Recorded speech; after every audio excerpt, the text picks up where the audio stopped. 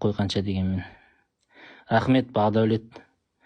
Бізді енді осынша төмен бейшара екенімізге қарамастан үйге кіріп сөзіңді қойып бәрімізбен бөліскеніңе мың алғыс саған.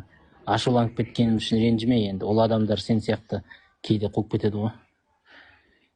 Соны ашуланып кетеміз арасында. Сен 4-ші курсты бітіріп диплом алсаң білмеймін, ой. Бауырым, қалайсың? Жақсы. Жазып қойған құдай жоқ деп жазып қойсың да, осы жазғаныңа доказать ете аласың ба? Дәлелдеп бере аласың ба? Жоқ екеніне? Жоқ. Дәлелдеп бере алмасаң, онда не үшін жазып қойыпсың? Дәлелдеп бере алмасам ба? Сендер дәлелдей ма деп жазып қойған ба? Жоқ, әрбір заттың өзінің себебі бар да. Мысалға мен бірдеңені білетін болсам, мен нақты оған гарантиясымен қойып жаза аламын да. Ал сен бұған ешқандай да зат жоқ екенсің, білмейді екенсің, не үшін жазып қойыпсың оны? Нұрлан, біз мынандай бір логикалық қорытындыға келейікші, ереже жасайық логикалық. Егер бір адам өзінің қиялындағы дүниесін маған айтты, экономик, ғалым, андай бірдеңе дым жоқ, ондай емес. Қараш, қарапайым. Мен саған қарапайым, мысалы, мен саған қарапайым кәдімгі логика қой, кәдімгі қарапайым. Мысалы, саған бір досың келетін болса, оның енді досыңа не болғанын білмейсің, ол бірақ айтады да, Нұрлан, короче, мен үйде бір досым бар дейді да, ол айтады. Бірақ ол досымды ешқайсысын көрмейсіңдер, көре де алмайсыңдар. Ол досым мен шексіз құдіретті. Мен сондай досым бар дейді саған. Сен сол енді бұл жерде қара, сенің досың сол жаңағы өзінде үйіндегінің бар екенін дәлелдеу керек па? Жоқ, сен досыңның үйінде ондай нәрсенің жоқ екенін дәлелдейсің ба? Кім дәлелдейді бұл жерде? Жоқ, сен темадан ауытқып кеттің. Жоқ, ауытқу емес, қара, ауытқу емес, тура солай. Нұрлан, қара, біреудің қиялында бір нәрсе бар. Біреудің қиялында бір нәрсе бар. Және ол нәрсені сен көре де алмайсың, ешқандай тексере де алмайсың. Бірақ ол адам сол қиялындағы дүниені бар деп қоймайды да. Сосын сен айтасың, мен сенің бар деп айтатыныңа сенбеймін, ол жоқ дейсің. Енді осы жерде сенбей тұрған адам дәлелдей ма, или соны айтушы адам дәлелдей ма? Значит, сенің ойынша Құдай жоқ. Сен соны бар или жоқ екен білгің келіп, осыны сен жазып қойғансың. Нұрлан, оны тастай тұр.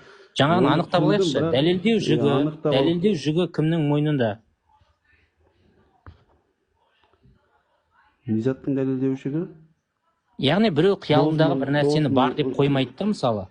Сол жерде енді соған сенбей тұрған адам ананың қиялындағы нәрсенің жоқ екенін дәлелдей ма? Жоқ, қиялындағы нәрсе бар деген адам соны дәлелдей ма?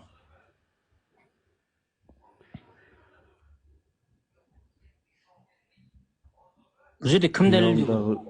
Қиялында жоқ адам не үшін дәлелдейді оны? Сенбейтін адам оны жоқ деп айтқанмен ол дәлелдеумен айналыспайды, себебі сенбейді оған. Дұрыс па? Иә. Бар деген адам дәлелдейді. Сол сияқты сен жоқ деп берсің. Ал мен саған бар деп дәлелдеп берсем, сен не істейсің? Ал дәлелде, давай көрейік сен дәлелдерін. Жоқ. Мен бар деп айтсам, дәлелдеп берсем, сен не істейсің? Міне 170 адам бәріміз Құдайдың бар екенін мойындаймыз. Жоқ, оның ішінде мойындайтындар барлығы мойындап отыр, жазып отыр. Енді общий айтып жатырмын ғой, бәрін білмеймін, бірақ осы бәріміз мойындап кетеміз. Мойындайтындар итак мойындап тұра береді, мойындамайтындар да мойындап кетеміз. Давай, сенің алдында қаншама адам осы жерде ғасырлар бойы дәлелдей алмаған нәрсені міне эфиріміз бір тарихи болайын деп тұр. Давай. Даже бар ғой, шайтанның өзі жаратылыс та, былай қарасаң. Соның өзі Құдай жоқ деп айтпаған. Ол айтпайды да. Шайтанның өзі жоқ болса, ол қалай бірдеңені жоқ деп айтады? Шайтанды жоқ екенін кім айтса оны? Енді бар екенін дәлелдесеңші алдымен шайтанның. Ең бірінші адамды жаратпай жатып, шайтан мен періштелерді жаратты Алла. Дұрыс па? Енді мен не үшін сенің аңыз әңгімеңе сенуім керек? Сеніңше аңыз ба ол? Иә, гректердікі сияқты, индустердікі сияқты, бәрінікі сияқты. Сенің айтайын деп отырғаның таяу шығыстың аңызы. Еврейлерден басталған. Неге олай дедің? Енді рас қой, солардағы аңыз әңгімелері бар, адамзаттың жаратылуы туралы. Әр халықта өзінің аңыз әңгімелері бар, адамзаттың пайда болуына қатысты. Мына әлем жоқ кезде Алла бар бұдығын, егер білсең. Құранда Докажи. солай жазылып қойған. Пайғамбарымыз саллаллаху алейхи вассалам осындай хадисте айтып қойған бәрінде. Гарри Поттерде де біраз нәрсе жазылған, бірақ ол нәрсенің бәрі бар деген сөз емес қой. Ол Гарри Поттерден кино емес пе айтып отқаным, мен оны көрген емеспін, жалпы Кітаптары бар, кітаптары бар. Ол өтірік заттар олар. Сенікі неге өтірік емес, екеуіңдікі де бірдей кітап емес пе? Жоқ. Сенікі не ерекшелік деп? Мына Аллах, Құдай, енді бір ғой, Құдай да, Алла да бір ғой, бірақ ол негізінде бар. Ол сенің қан тамырыңнан жақын. Сені кім жаратты? Қан тамырыңнан жақын? Иә. Сені кім жаратты? Осы мына жаңа бірдеңеде оқыдым дедің ғой. Осы Құдай менің ішімде жүр ма сонда? Миыңа құйып берген білімді осы Құдай менің ішімде жүр ма? Құдай менің ішімде жүр ма сонда? Бауырым? Құдай менің ішімде жүр ма деймін? Осы миыңды ақыл, ой, сана барлығын кім берген саған? Қара, кім берген деген сұрағың сенің мынандай сұрақта, Нұрлан. Сен ақша ұрлауды қойдың ба деген сұрақ сияқты да. Мен сен түсінігің қандай сенің? Нұрлан, сен ақша ұрлауды қойдың ба деп сұрасам, не деп жауап бересің? Ақша ұрлау, сен мен ақша ұрлағанымды көрдің ба не? Енді мені әлемді біреу жаратқан мойындайтынымды көрдің ба не? Жоқ, сен сұрақтан не қылма, сенің миыңды, ақыл, ой, санаңды, осын барлығын адамды көзі көріп қойған, екі қолың жасап тұрғаны, мына аузыңнан әрбір сөйлегеніңде, тіліңнің қимылдап, аузыңнан какой-то бір сөз бөлініп жатқаны, осы барлығы Алланың қалауымен екенін сен соған сенбейсің ба сонда? Аяғың жаңа жұмысыңа барып келген, оқу жаңа біз жұмыс жасаймын дедің бе, оқимын дедің бе, бірдеңе дедің. Өшім сол жерге барып келетін аяғыңның жасап тұрғаны, тамағыңнан тамақ өтіп отқаны, бір оттан бір тамшы судың тамағына өтіп отқандарына бәрі Алланың қалауымен екенін сенбейсің ба? Дарылдамашы, тоқта. Мен де саған мысал айтайын. Адамдардың бопты, қара, жақсы, оны дұрыс деп алайық та, мен де саған мысалдар айтайын, соларды Аллахтың қалауымен ба айтып бер. Кішкентай сәбилердің зорланып өліп атқаны, балалардың ракпен өліп атқаны, мұсылмандардың жарылып кетіп атқаны, адамдардың аштықтан өліп атқаны, біреулерге су жетпей өліп атқаны, миллиондаған қазақтың аштан қырылып атқаны, осының бәрі де Аллахтың қалауымен ба? Енді сен тыңда. Сұрағын қойып болдың, осы сұрақ сенікі дұрыс па? Сенің жаңағы судан қырылып өліп атқандар деген, мысалға, ол да бір Алланың сынағы. Қаяқтан білсін, оның ертеңгі ақыреттегі дәрежесін оның қандай екен, оны біз білмейміз. Дәрежесін көтеріп қойған шығар олар ертең. Ол тіпті жәннатқа кіріп кететін шығар олар, мысал үшін.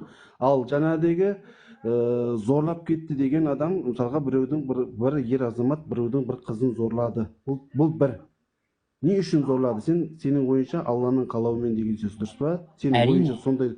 Сенің ойынша да солай ғой? Сенің ойынша да солай ма? Бұл жерде мынандай. Бұл жерде екі не бар. Бір, жаңағы қыздың әкесі да, зорланған қыздың әкесі мүмкін кезінде, ол жас кезінде болсын, или там үйленгенде, или үйленбей жатып, мүмкін бір қызды зорлап, үйленбей тастап кеткен шығар. Ол бір. Олай болмасашы? Жоқ, болған шығар деймін, мысал үшін. Болмасашы? Ау? Болмасашы? Не заттың болмасашы? Жаңа қыздың әкесі сондай зорламаған болса деген сөз ба? Болмасашы ма? Онда, енді, бұл жерде де жаңағы зорлаған кісі, яғни шайтанның азғыруына, или там нәпсісіне беріп азғыруына түсіп кетті. Мүмкін жаңа қыз, мүмкін жартылай жалаңаш, там чортик, мен білмеймін. Нұрлан, сен сонда бұл жерде Құдайдың қалауы бар ма, жоқ па, соны айтшы алдымен. Құдайдың қалауы бар ма, жоқ. Мен жаңа түсіндірдім ғой, нормальный. Нені Бұл түсіндірдің шайтандар сен? кеткен Вокруг да азғырып. около Шайтан айналып азғырып. кеттің да қазір.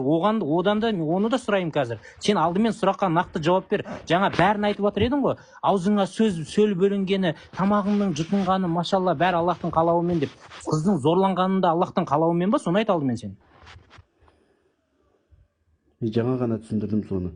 Оның әкесі алдын біреудің қызын Мен зорлаған сенен шығар. оның әкесін сұраған жоқпын. Осы жерде Аллахтың қалауы ма, жоқ па, соны айт алдымен. Соны алдына келтіріп жатырды. Сен біреудің қызын зорлағаннан кейін, Яғни сен сұрақтан қашпа. Мен сенен сұрап тұрмын. Аллахтың қалауы ма, жоқ па? Нормально жауап беріп тұрмын. Аллахтың қалауы ма, жоқ па? Сенің түсінігің қабылдауыңды білмеймін.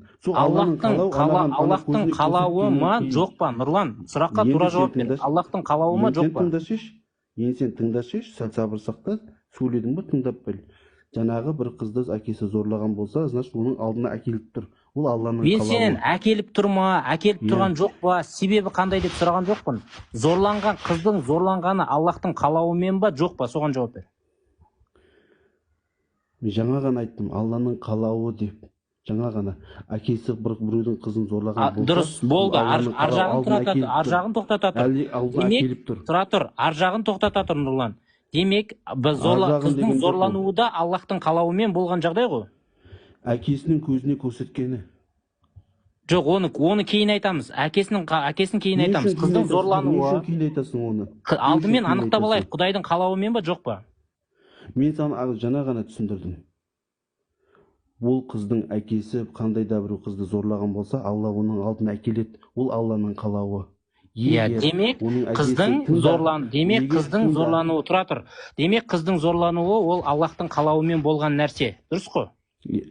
Әкесі. Дұрыс, жақсы. Енді екінші қара. Енді әкесіне келеміз. Сонда сенің әділетті Құдайың бір адамның жасаған ісі үшін екінші кінәсіз адамды азаптап өлтіріп жатыр. Дұрыс па? Не үшін өлтірді? Сен зорлағанмен өлтірді. Неге екі сөйлеп кеттің? Сен зорлағанға келіп отырсың. Өлтіргенді қоспа. Болыпты, жарайды. Зорлап, сонда қара, кішкентай ғана қызды, сонда сенің Құдайың бір қызды ананың әкесінің жасаған күнәсі үшін бір қызды ойыншық үшін жаратып зорлатып отыр ма сонда? Түсінбедім. Ойыншық үшін? Ананың әкесінің жасаған күнәсі үшін әкесінің өзін жазалаудың орнына басқа бір толықтай бүтін басқа бір тіршілікті иесін, яғни басқа бір қызды жаратып, соны азаптап, зорлатып, сөйтіп ана әкесіне солай связға шығып жатыр, біреудің күнәсі үшін екінші адамды азаптап жатыр. Басқа бір қызды жаратып дегеннен қалай кетті сені? Енді ананың әкесінің өзін емес, қызын жазалап отқан жоқ па? Ол да біреудің қызын зорлады ғой кезінде. Демек, сонда сенің Құдайың біреудің күнәсі үшін екінші адамды смело азапқа сала береді. Егер өзінің күнәсіне өзіне қарай, сендер айтып қойды. Бұл жерде ол өзіңнің қылған кінәләріңнің себебіне алдарыңа келтіріп отыр. Нұрлан, ананың әкесін бұлай шетке қоя тұр да, маған қыздың күнәсі не екенін айтшы осы жерде. Шетке қой, мен не үшін шетке қоям? Әкесінің қылған күнәсі үшін. Қыз деген бөлек адам ғой. Қыз деген ол жаны бар бөлек адам да. Сол бөлек адам, оның азапталатындай, Құдайдың ойыншығын айналатындай не күнәсі бар? Алдыңғы қыз онда не үшін зорланды бұның әкесі? Ол жерде де Құдайдың қалауымен болған нәрсе ғой. Ол саған сұрақ ал, не үшін ол? Құдайдың қалауы сол болған. Не қыл деп тұрсың енді маған, Құдайдың қалауы ма деп? Сонда қараса, сенің Құдайың біреудің күнәсі үшін екінші адамды зорлатып ойнай береді. Сенің түсінігің бар ғой да, мен таң қалып тұрмын бар ғой. Жоқ, қарашы, қара. Нұрлан, көршің сенің ұры болса да, көршің ұры болса, сол көршіңе сабақ болсын деп, ешқандай күнәсі жоқ, сенің қолыңды шауып тастаса біреу кеп. Нормально ма? Жоқ, связь бөлініп қалды. Көршің не қыл дедің? Көршің дегеннен кейін связь. Сенің көршің ұрлықшы болса, сенің көршің ұры болса, енді полицейскийлер келіп, ана көршің сабақ алсын деп, күнәсі жоқ, сенің қолыңды шауып тастаса қалай болады деймін? Менің қолымды не үшін шауады?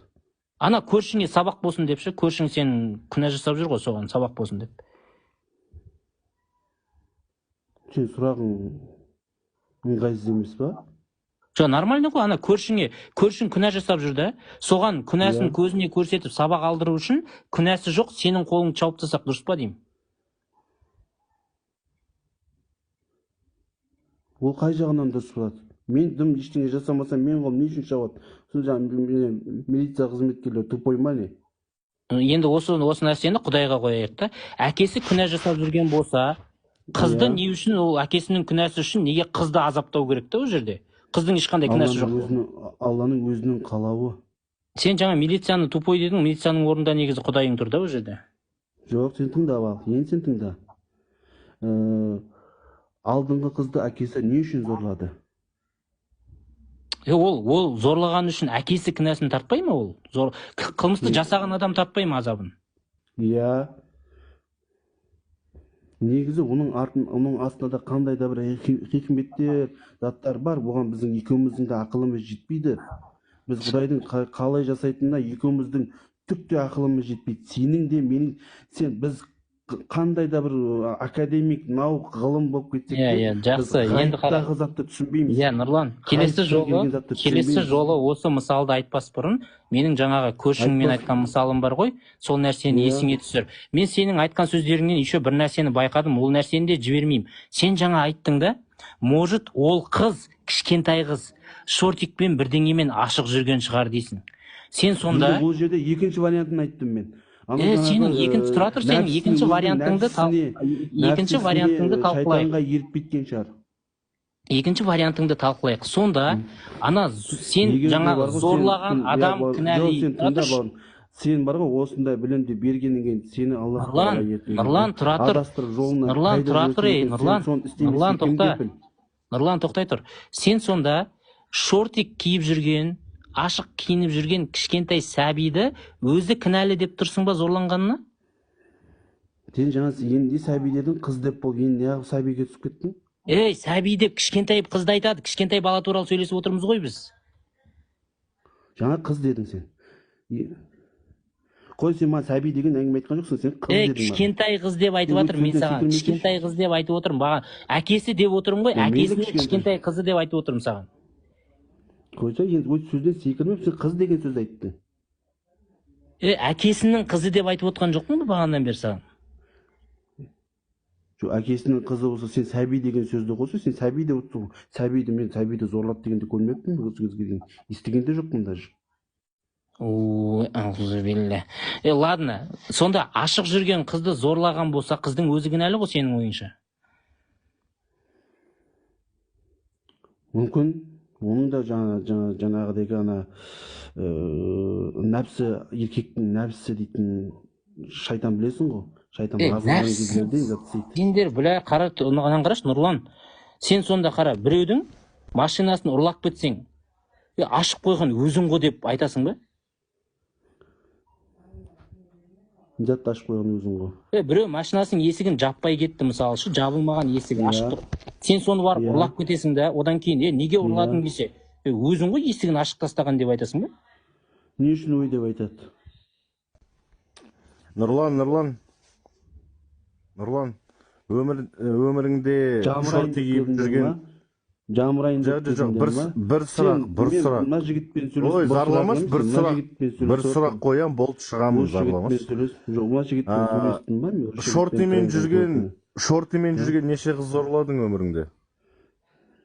Мен осы кезге дейін бір қыздың бір зат зорлап көрген емеспін, Құдай сақтасын. Неге шортимен талай қыздар жүреді ғой? Иә. Неге зорламайсың?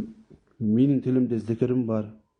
Мен Алладан көмек сұрап жүрем қашанда. Жаман жолға түсірмеге деп Алладан көмек сұрап жүретін адаммын. Ведущий, сенде зікірің бар ма? Зікірім жоқ. Жоқ па? Өміріңде неше шорти киген қыз зорладың? 0. Неге зорламайсың? Шорти киіп жүрген қыздар талай ғой. Өйткені адамбыз ғой біз. Дені дұрыс. Болды, жарайды. Нұрлан, жылама, болды, шығып бара тұрмын. Жылама деп шешесін осы кезге жылаған емеспін мен. Сендердің ұстанымдарını білмеймін, Алла хидаят берсін. Сендердің білімдерің, осы біліміңді Алла алып қойса, осыншалықты да оққан тоққанды алып қойып жолдан тайдырса көрер едім. Құдайың өзі жолдан тайдыра ма сонда? Әп сәтте ғой. Онда ол өзі жолдан тайдыратын болса, адам не үшін кінәлі болады оған? Мына өмірге не үшін келдің сен, соны айтшы ал. Мына өмірге Құдайға не құлшылық үшін? қылу үшін кел. Мына өмірге адамдар мен жындарды тек қана өзіне құлшылық қылу үшін ғана жаратты. Все. Мұқтаж ба сонда құлшылығыңа? Сен тыңда. Бұл өмірде адам өзіне Аллах тағала өзіне құлшылық қылу үшін ғана жаратты. Алла ешкімге мұқтаж емес. Ол сенің құлшылығыңа мұқтаж бол. Сен өз қазір ғана айтқан жоқ па? Сен қазір ғана айттың ғой, Нұрлан. Нұрлан, тұра тұршы. Қазір ғана айттың ғой, жындар мен адамдарды сол үшін ғана жаратты дедің де. Сол үшін ғана жаратқан болса бір мақсатпен, оған мұқтаж ғой Құдай. Бұл жерде мұқтаж деген зат бар ма не? Әрине бір нәрсе үшін жаратып отыр ғой. Жаннат пен тозақты не үшін жаратты? Просто біреулеріңді кайфовать еткізіп, екіншілеріңді азаптау үшін. Вот. Ең соларды біледі екенсің да, ең сен неғып сен сұрақтың үстіне сұрақ қойып, айналдырып логикамды тығып отырсың. Бәріне хабарың бар екен, или қайып актив көтеру үшін отырсың ба? Енді сен айтсайшы, соны түсінбей жатырық қой енді. Ай, бля. Өзің құлшылық үшін ғана дейсің бе, бір нәрсе үшін ғана жаратты дейсің. Еще мұқтаж емес дейсің. Не сонда, еріккеннен ба? Да.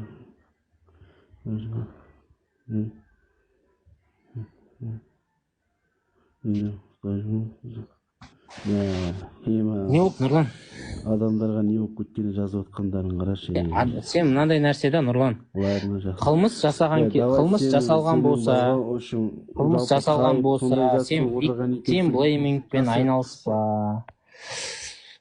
blamingпен айналыспа.